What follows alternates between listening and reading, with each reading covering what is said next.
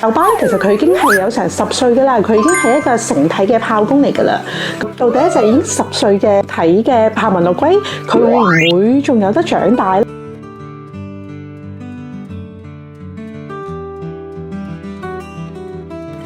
？Hello， 大家好，我係 Fanny。今集一齊拍片嘅呢一隻係豆包。豆包咧係一隻東部嘅豹紋陸龜，而且咧豆包咧佢係公嚟嘅，佢係炮公嚟噶。Hello， 同大家打個招呼先。今集咧想同大家分享啲咩咧？豆包咧佢就係我舊年2025年6月嗰陣時收養噶啦。咁而家咧半年過咗去啦，就想睇下咧。半年入邊咧，到底一隻已經10歲嘅體嘅豹紋陸龜，佢會唔會仲有得長大啦？佢嘅體重會唔會仲有得增加咧？而家咧就嚟磅下同埋度下啦，好唔好玩？好啦，而家咧就嚟磅咗豆包有幾重先。佢翻嚟嗰陣時咧係有2600幾 G 嘅，半年之後咧唔知會有幾多咧？而家咧就係有3315，好似唔係幾好咁樣，再嚟個先。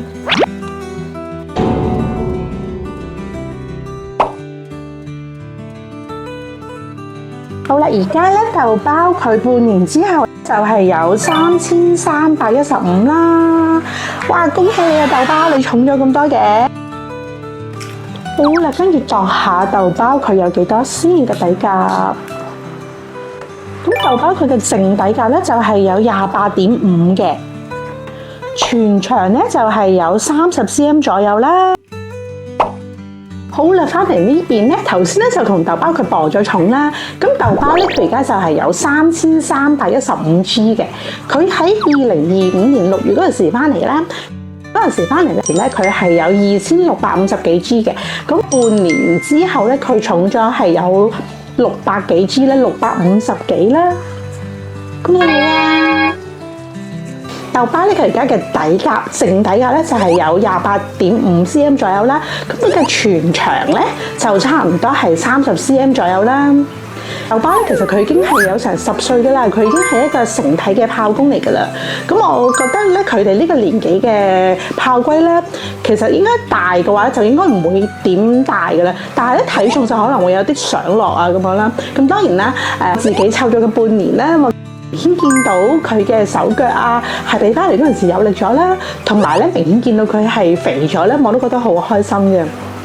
點解會話覺得佢肥咗咧？因為咧豆包咧佢初咗翻嚟嗰陣時咧，佢嘅嘴咧係好尖嘅。咁嗰陣時我自己本身有3隻炮啦，咁我就覺得點解佢嘅嘴咧咁尖？